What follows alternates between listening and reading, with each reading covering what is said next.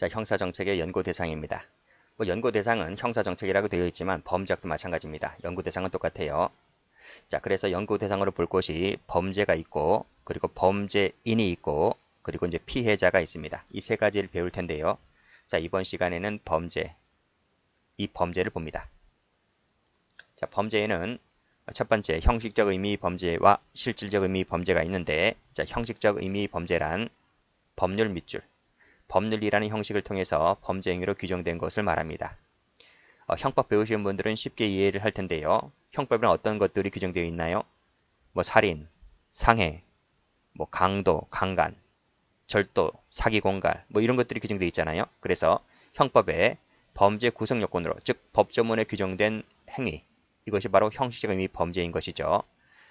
형식적 의미이기 때문에 이것은 법적 개념이다. 밑줄 그시고. 그래서 이 법을 통해서 법조문에 규정된 것인지 여부가 정해지겠죠. 자, 그 다음 볼 것이 법률이 없으면 범죄도 없고 법률이 없으면 형벌도 없다. 이걸 뭐라 합니까? 죄형 법정주의를 하죠. 죄형 법정주의. 근데 그 죄형 법정주의의 보장적 기능의 기준이 된다라고 했는데 형법에는 보장적 기능이라는 것도 있고 보호적 기능이라는 것도 있습니다. 근데 왜 하필이면 보장적 기능일까? 죄형 법정주의, 즉 범죄가 어떤 게 범죄고 어떤 것이 형벌이다라고 하는 것이 죄형, 즉 죄와 형벌은 법조문에 규정이 되어 있잖아요. 법조문에 규정되어 있기 때문에 국가가 함부로 자의적으로 형벌권을 행사할 수 없게끔 만드는 거예요. 그래서 처벌을 하려면 나에게 형벌을 내리려면 법률에 규정되어 있어야 한다. 그래야지 국민의 자유와 권리가 보장되니까.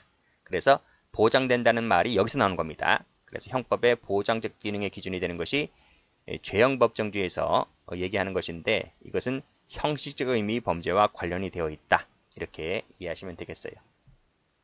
그리고 형법 해석할 때에도 마찬가지입니다. 형법 해석할 때에도 이 형식적 의미 범죄가 기준이 되죠. 자, 밑줄 그시고. 자, 반면에 실질적 의미 범죄가 있는데 이것은 무슨 뜻이냐면 형법 규정에 뭐라고 적어놓는지는 상관없어요. 관계없이 사회 유해성, 사회 유해성 또는 법익을 침해하는 이 반사회적 행위라고 일컫는 것을 실질적 의미의 이 범죄라고 합니다. 이 실질적 의미는 이 실질설에 대한 기준으로서는 어디에 있다? 방금 읽었듯이 사회에 유해하냐 아니냐, 법익을 침해했느냐 아니냐 이런 것 등이 판단 기준이 되죠. 그래서 반사회적이냐 아니냐 라고 할 때 이것이 범죄화냐 비범죄화냐의 기준이 되는 것이 바로 실질적에 있는 거죠. 자, 범죄학의 대상으로 또는 형사정책학의 대상으로 실질적 의미 범죄 개념을 포함해야 하는 이유는 이것이 시간적 공간적으로 상대성 가변성에 있기 때문이다는 거예요. 그래서 국가들마다 그리고 큰 공간이죠. 시간이라고 하는 것은 우리 조선시대 때 보는 관점과 우리 오늘날의 현대에서 보는 관점이 다르죠. 그리고 또 20년 전과 오늘날은 또 다른 거야. 그러니까 우리 10년 전만 하더라도 간통죄를 처벌했단 말입니다. 그렇죠? 근데 지금 처벌하지 않잖아요. 그래서 이 시간적 이 변화에 따라서 이 범죄를 보는 관점도 달라지는 거예요. 그래서 이 실질적 의미라고 하는 것은 시공에 따라 차이가 있기 때문에 상대성, 가변성 이렇게 이해하고 있는 겁니다. 기출가죠. 자, 사회에 새롭게 등장한다. 이 시공간 개념을 얘기하고 있는 겁니다. 그래서 법익 침해 행위를 형법전에 편입해야 할 필요성을 인정함에서 사용되는 개념은 형식적이 아니라 시공 개념이기 때문에 실질적이다. 이렇게 봐야 되겠죠. 자, 그리고 간통죄 얘기했죠. 예전에는 처벌했었는데 지금 처벌하지 않습니다. 그 필요성이 인정됨에 따라서 사용되는 개념이 바로 실질적이 되는 것이겠죠. 형식적은 법적 개념이다. 그쵸? 입법을 통해서 확인이 된다. 맞습니다. 자, 형식적은 반사회적이고 실질적은 형법에 규정된 거다. 반대로 설명됐네요. 앞에 것이 실질적, 뒤에 것이 형식적이 됩니다. 실질적은 시간과 장소에 따라 변치 않는 고정된 개념이다. 변하죠. 틀렸습니다. 형식적, 실질적 모두 다 연구 대상이 되죠. 그 밑에도 마찬가지죠. 형식적 그리고 실질적 모두 다 연구 대상이 된다. 그쵸?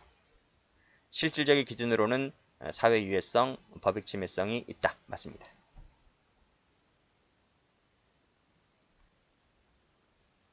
자, 두 번째 볼 것이 이제 개별 현상으로서의 범죄와 집단 현상으로서의 범죄가 있는데 이 모두 다 기출 나와 있죠? 모두 다 범죄학의 연구 대상이 된다. 맞습니다. 뭐 범죄학이라 써놨지만 형사정책이라 해도 마찬가지예요. 똑같습니다. 그 밑에도 마찬가지죠. 개별 현상, 집단 현상 모두 다 연구 대상이 된다. 그쵸? 밑에도 집단 현상으로서의 범죄는 사회 병리적 현상이기 때문에 범죄학의 연구 대상이 되지를 않는다. 연구 대상이 됩니다. 틀렸네요. 올라갑니다. 자, 개별 현상이 있고 집단 현상이 있다 했습니다. 개별 현상은 개인에 의한 범행을 의미하고 뭐 집단으로서의 범죄는 집단으로서의 범죄를 의미하겠죠. 자, 개별 현상은 개인적 병리 현상에 속하기 때문에 우리 저 뒤에서 배울 겁니다. 생물학적, 심리학적 연구 방법으로 접근할 수가 있고요. 집단 현상으로서의 범죄는 사회학적 연구 방법으로서 접근하면 됩니다. 이 모두 다 범죄학이든 형사정책학이든 연구 대상이 된다는 것 알아두시고, 자, 세 번째로 볼 것이 절대적 범죄, 상대적 범죄입니다. 절대적 범죄는 자연범이라고도 불려요. 그리고 상대적 범죄는 법정범이라고도 불려요. 왜 법정범이라고 하는지는 잠시 이따 말씀드리고요. 자, 절대적 범죄란 시공을 초월해요. 시공을 초월해요. 그래서 형법의 금지 여부와 관계없이 그 자체만 갖고서 반윤리성, 반사회성으로 인해 비난받는 범죄 행위다. 이렇게 정의를 내리는데 이의 대표적인 것이 살인, 강도나 강간이야. 전 세계 어느 나라, 어느 국가에서도 심지어는 아프리카에서도 살인, 강도나 강간을 처벌하지 않는 국가는 없죠. 그렇잖아요. 아니, 이 살인이나 강도, 강간은 옛날에 우리 고조선 시대에도 있었어.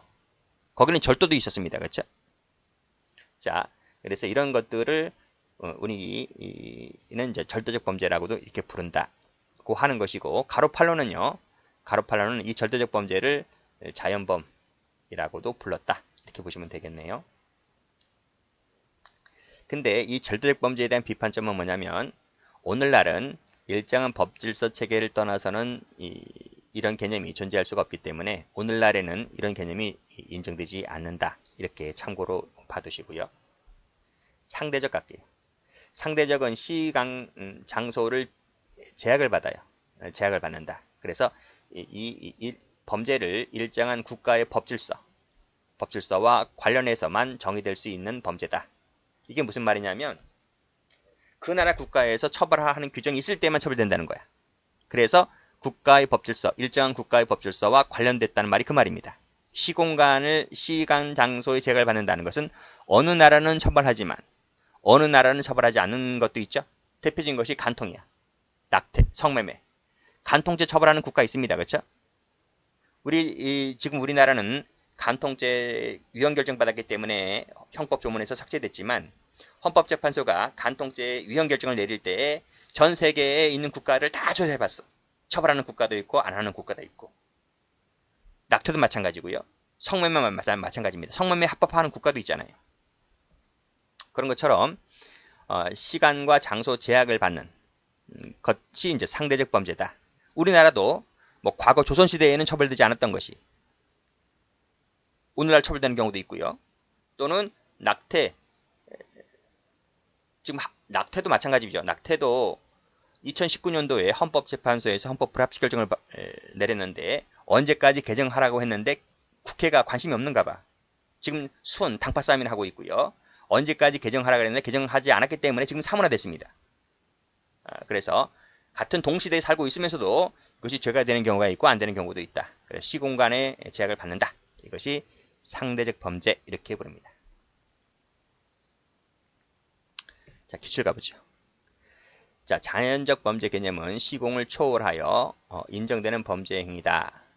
그리고 형법상 금지 여부와 관계없이 그 자체만 갖고서 반윤리성, 반사회성을 따진다. 이것이 자연적이다. 하는 개념은 맞는 말이죠. 다음 페이지 일탈 행위를 갑니다. 자, 뭘 갖고 일탈이라 부를까? 이거예요. 자, 밑에 개념 나와 있네요. 일반적으로 기대되는 행위가 있고 모범적 행위가 있는데 여기에서 벗어나는 것을 일탈이다 라는 겁니다. 또 특정 사회의 집단적 규범, 행동 규칙에 위반되는 것을 일탈이다 이렇게 부르는 사람도 있어요. 이런 것들이 다 뭐 여러 가지 개념은 많겠죠. 근데 이런 것들이 다 기출된 적이 있다. 자, 낙인 이론인데요. 낙인 이론은 저 뒤에서 따로 배웁니다. 워낙 배울 게 많기 때문에 낙인 이론은 어떻게 얘기를 하냐면 어떤 행위에 대하여 사회가 비난과 불인정의 반응을 보일 때, 그쵸? 어떤 행위라고 하는 건 뭐예요? 예를 들면 뭐 절도나 강도를 했다 칩시다. 그러면 이제 비난하고 불인정해주죠. 그래서 이제 형사처벌을 받잖아요. 그러면 깜빵 갔다 나오죠. 그러면 꼬리표가 붙잖아요. 꼬리표가 붙으면 사회인들이 그 깜빵 갔다 온 사람에 대한 어떤 반응을 보인단 말이죠. 그치? 아, 쟤는 깜빵 갔다 온 애야. 쟤 위험한 놈이야. 쟤 언제 뒤통수 칠 줄 몰라. 이렇게 반응을 보이잖아요. 꺼리잖아요. 접근 안 하려고 하잖아요. 이런 반응을 보일 때에 요 반응이 바로 뭐다? 일탈. 요 비난하고 인정하지 않고 이런 것들이 그 사람들이 봤을 때 우리를 봤을 때 그걸 일탈로 본다 이렇게 보고 있습니다. 물론 그 사람들이 그런 반응을 보이지 않으면 그 어떤 행위도 일탈이 되지 않는 거죠. 근데 그렇게 반응을 보이니까 내가 삐딱하게 나가는 거야. 삐딱하게. 적응하려도 적응할 수 없는 거죠. 그러다 보니 또 소매치기 하고 또 범죄 행위하고 나가는 겁니다. 낙인 뒤로는 일탈을 이렇게 정의하더라. 반응을 보이냐 않느냐 이렇게 보고 있습니다. 자, 범위를 볼게요. 자, 일탈행위는 형법상의 범죄보다도 범위가 아주 넓어요. 그래서 공동체에서 통용되는 모든 규범에 대한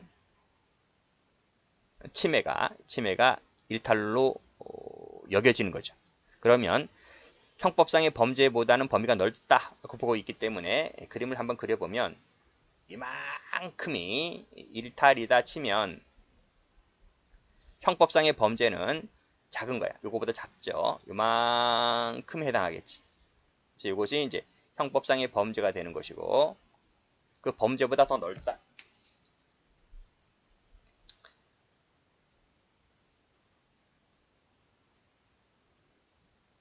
넓은 개념이고 그리고 가운데 이 부분은 겹치죠. 겹칩니다. 이 범죄 안에는 뭐예요? 이 범죄 안에는 뭐도 있는 거예요? 일탈도 있는 거예요. 그런 개념으로 이해하시면 되겠습니다. 자, 어떤 것들이 있는지 알코올 중독, 게임 중독, 무단결석, 가출, 자살기도, 성매매, 뭐 이건 형법상의 범죄가 될 수도 있죠. 음란물, 규칙 위반, 불선, 뭐 규범에 지나치게 순응하는 것도 뭐 일탈로 볼 수도 있겠네요. 어느 공간에서는 그러니까 이런 것들이 이제 일탈로 되는 것이고 여기에는 형법상의 범죄도 포함된다 이렇게 보시면 되겠습니다. 기출 가봅니다. 범죄학이나 사회학에서 말하는 일탈의 개념은 형법상의 범죄보다도 넓지.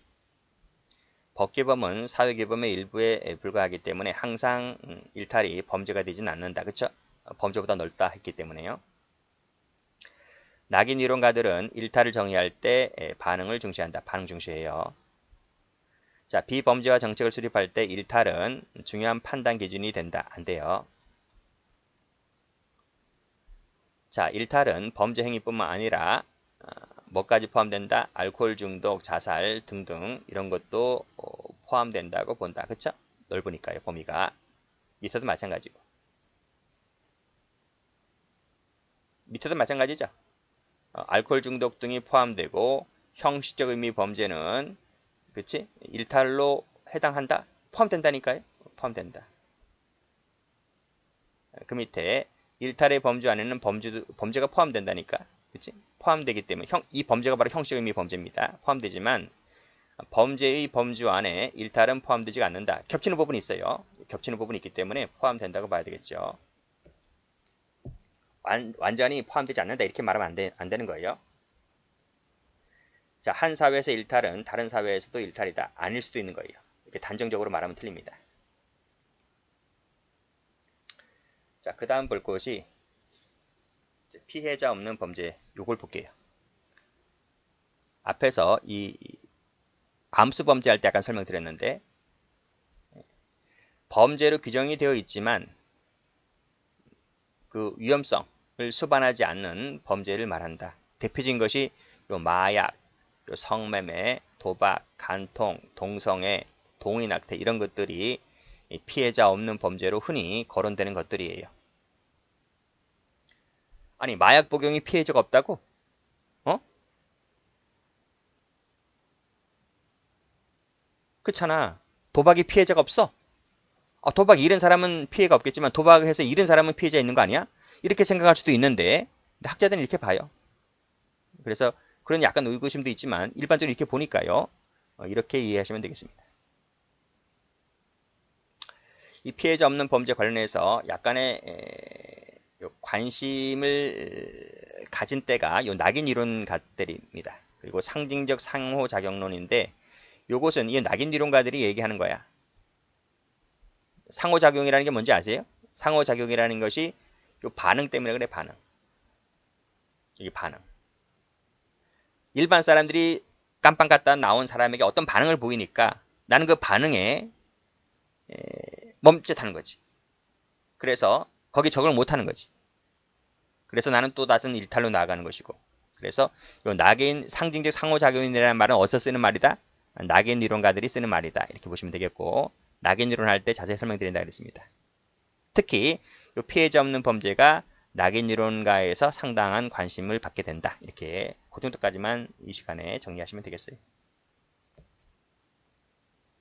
특징. 자, 피해자 없는 범죄는 동의에 의한 범죄이거나 대립구도가 명확하지 않거나, 크게 이거지. 주고받는 거. 마약 주고받는 거. 성매매 주고받죠? 도박 따기도 하고 잃기도 하고. 간통 뭐 내 혼자 하나? 상대방이 있는 거잖아. 그치? 서로 좋아서 하는 건데. 동성애도 마찬가지고. 이런 것들.